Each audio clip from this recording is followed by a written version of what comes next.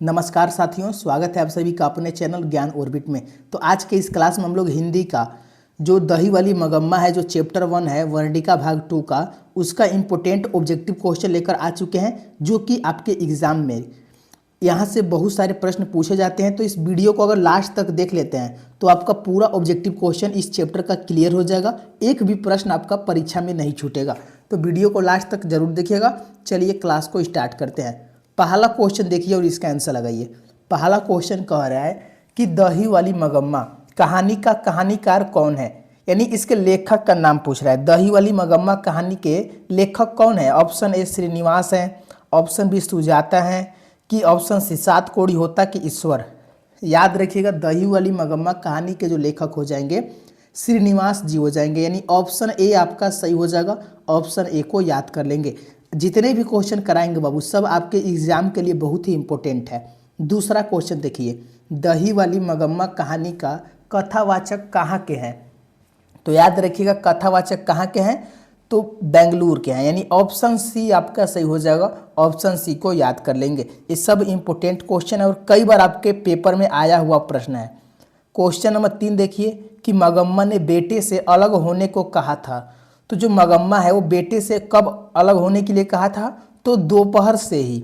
वो चाहती थी कि दोपहर से ही हमको अलग रहने दो, यानी ऑप्शन ए आपका सही हो जाएगा। और देखिए, अगर वीडियो अच्छा लग रहा है तो वीडियो को लाइक ज़रूर कर देंगे, और चैनल पर नए हैं तो चैनल को ज़रूर सब्सक्राइब कर लेंगे, ताकि ऐसे ही वीडियो आपको रोज़ मिलते रहे। और क्लास 10 की बाबू पूरी तैयारी बिल्कुल फ्री में करा दिया जाएगा, तो आप लोग चैनल को ज़रूर सब्सक्राइब कर लेंगे।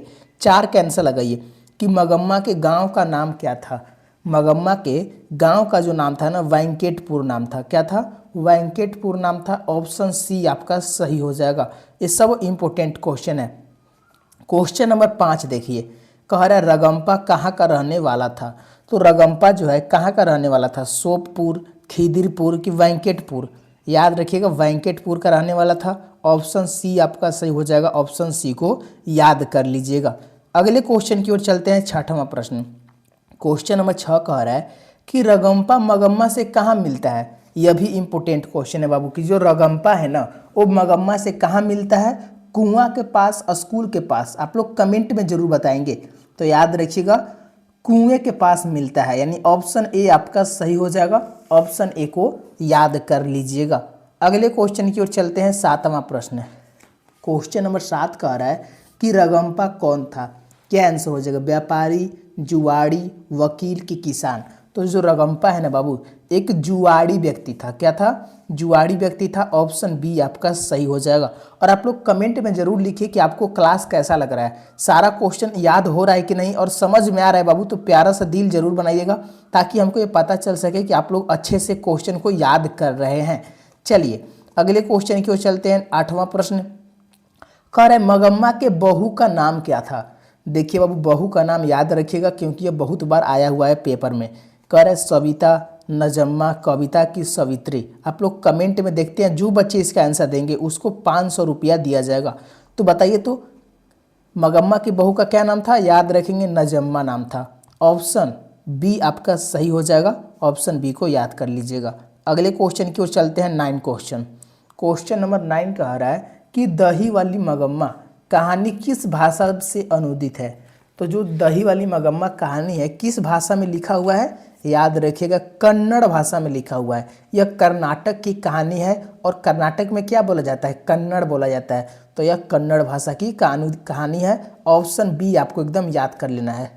चलिए नेक्स्ट क्वेश्चन की ओर चलते हैं। 10वां प्रश्न, क्वेश्चन नंबर 10 कह रहा है कि B.R. नारायण ने किस कहानी का अनुवाद किया था। देखिए बाबू, जो दही वाली मगम्मा है ना, वो कन्नड़ भाषा में लिखा हुआ था। इसको हिंदी में अनुवाद किसने किया है? तो B.R. नारायण ने किया है। तो क्या आंसर हो जाएगा? दही वाली मगम्मा का ऑप्शन बी आपका सही हो जाएगा। ऑप्शन बी को याद कर लेंगे। और देखिए बाबू, क्लास को लास्ट तक देखिएगा, तभी आपका इस चैप्टर का जितने भी इंपॉर्टेंट क्वेश्चन है सब क्लियर हो जाएगा। और इस चैनल पर भरोसा रखिएगा, एक भी क्वेश्चन आपके एग्जाम में नहीं छूटने वाला है 2027 में। तो इस चैनल को सब्सक्राइब जरूर कर लीजिएगा। बताइए 11 के आंसर, तो मगम्मा कहाँ का रहने वाली है। तो मगम्मा जो है ना बाबू, औलूर के पास किसी गांव की रहने वाली है। कहाँ रहने वाली है? तो औलूर के पास किसी गांव में रहने वाली है। ऑप्शन ए आपका सही हो जाएगा, ऑप्शन ए को याद कर लेंगे। और देखिए अभी तक आप लोगों ने वीडियो को लाइक नहीं किया हुआ है, तो बाबू एक बार आप लोग सारे बच्चे मिलकर वीडियो को लाइक जरूर कर लेंगे। चलिए क्वेश्चन नंबर 12 देखिए कि सास बहू में झगड़ा क्यों हुआ था। यह क्वेश्चन बहुत सारे बच्चों को कन्फ्यूजिया जाते हैं कि सास और बहू में झगड़ा क्यों हुआ था। तो बच्चे को पीटने के लिए, यानी बच्चे को पिटाई के लिए लेकर झगड़ा हुआ था। ऑप्शन ए आपको याद रख लेना है। अगले क्वेश्चन की ओर चलते हैं। 13 प्रश्न, क्वेश्चन नंबर 13 कह रहा है कि मगम्मा क्या खाती थी। ये भी बहुत ही इंपॉर्टेंट क्वेश्चन है। देखिए मगम्मा पान सुपारी खाती थी, खैनी की ट्रिंग यानी गुटखा खाती थी। तो मगम्मा जो है पान सुपारी खाती थी, खैनी नहीं खाती थी, याद रखेंगे। और ना ही वो गुटखा खाती थी। क्या खाती थी? पान सुपारी खाती थी, यानी ऑप्शन बी आपको एकदम याद कर लेना है। ऑप्शन बी सही हो जाएगा। अगले क्वेश्चन की ओर चलते हैं। 14 प्रश्न, क्वेश्चन नंबर 14 कह रहा है कि मगम्मा अपना पैसा कहाँ रखना चाहती थी। कमेंट करिए। बेटे के पास, माजी के पास, थानेदार के पास कि रगम्पा के पास। तो देखिए जो मगम्मा है ना, वो अपना पैसा माजी के पास रखना चाहती थी। ऑप्शन बी आपका सही हो जाएगा। ऑप्शन बी को याद कर लेंगे। अगले क्वेश्चन की ओर चलते हैं। 15 प्रश्न, क्वेश्चन नंबर 15 कह रहा है कि दही वाली मगम्मा कहानी का प्रमुख पात्र कौन है। तो दही वाली मगम्मा कहानी का जो प्रमुख पात्र है कौन हो जाएगी। तो याद रखिए वो मगम्मा कौन हो जाएगी, मगम्मा हो जाएगी, यानी ऑप्शन बी आपका सही हो जाएगा। ऑप्शन बी को एकदम याद कर लीजिएगा।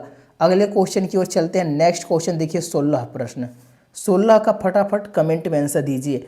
दही वाली मगम्मा की कहानी किससे संदेश देता है। देखिए वो किसे संदेश देता है बाबू, माताओं को, पुत्रियों को कि बहुओं को। याद रखिएगा बहुओं को संदेश देता है। ऑप्शन सी आपका सही हो जाएगा। ऑप्शन सी को याद कर लेंगे। बाबू देखिए आप लोग को रोज़ क्लास करना है, रोज़ एक एक चैप्टर हम करवाते हैं ऑब्जेक्टिव क्वेश्चन। तो आप लोग चैनल को जरूर सब्सक्राइब कर लेंगे ताकि आपका एक एक चैप्टर जो है धीरे धीरे कंप्लीट होता चलेगा। 17 का आंसर लगाइए। मगम्मा क्या बेचती थी। मगम्मा जो है बाबू वो दही बेचती थी। क्या बेचती थी? दही बेचती थी। ऑप्शन सी आपका सही हो जाएगा। ऑप्शन सी को याद कर लीजिएगा।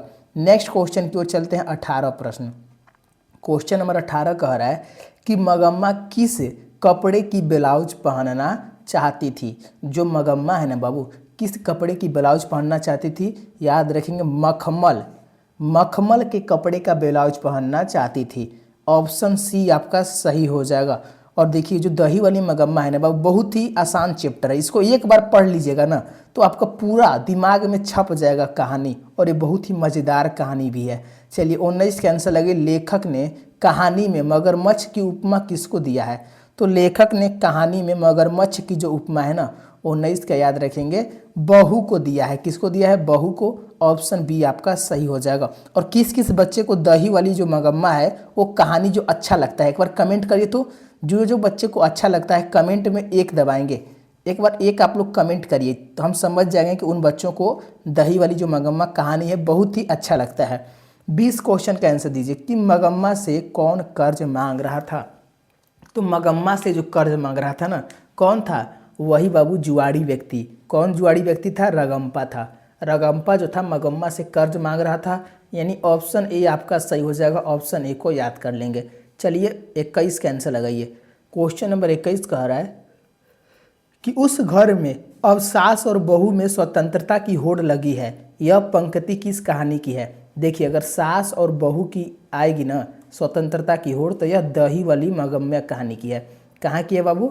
दही वाली मगम्मा में की है। ऑप्शन डी आपका सही हो जाएगा। ऑप्शन डी को याद कर लेंगे। चलिए 22 क्वेश्चन देखिए। कह रहे श्रीनिवास जी का जन्म कब हुआ था। तो श्रीनिवास जी का जन्म याद रखिएगा, यह क्वेश्चन आता है आपके पेपर में। तो 6 जून 1891 में उनका जन्म हुआ था। कितने में हुआ था? 6 जून 1891 में। ऑप्शन ए आपका बिल्कुल सही हो जाएगा। इसको याद कर लेंगे। अगले क्वेश्चन की ओर चलते हैं। 23 क्वेश्चन, क्वेश्चन नंबर 23 कह रहा है कि अमराई का कुआं कहाँ है। याद रखिएगा अमराई का जो कुआं है ना बाबू कहाँ है? रास्ते में है। कहाँ पड़ता है अमराई का कुआं? रास्ते में पड़ता है, यानी 23 का आंसर हो जाएगा ऑप्शन सी। ऑप्शन सी को एकदम रट जाइएगा। अगले क्वेश्चन की ओर चलते हैं। 24 क्वेश्चन कि मगम्मा को किससे विवाद था। याद रखेंगे मगम्मा को ना किससे विवाद था? तो बहू से। आप लोग जानते हैं कि सास और बहू में कैसे झगड़ा होता है, आपके घर में भी देखने को जरूर मिलता होगा। तो वही जो मगम्मा को विवाद है किससे है, अपने बहू से है। ऑप्शन बी आपका सही हो जाएगा। चलिए 25 का आंसर लगे तो नजम्मा मगम्मा की कौन थी। देखिए याद रखेंगे, नजम्मा जो है ना मगम्मा की बहू थी। कौन थी, बहू थी। ऑप्शन सी आपका सही हो जाएगा। देखिए वो दही वाली मगम्मा का 25 क्वेश्चन कराए हैं, 25 में से आप लोग कितना सही किए एक बार कमेंट में ज़रूर लिखिएगा, क्योंकि वो अगर आप लोग सही सही कमेंट में बताएंगे तभी आपका एग्ज़ाम में भी अच्छा होगा, अच्छा मार्क्स ला सकते हैं और सही बना सकते हैं। तो ईमानदारी के साथ कमेंट में लिखिए कितना सही किए हैं आप लोग क्वेश्चन।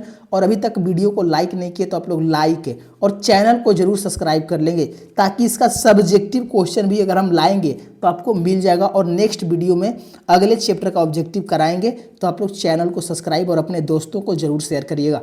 धन्यवाद दोस्तों, जय हिंद दोस्तों।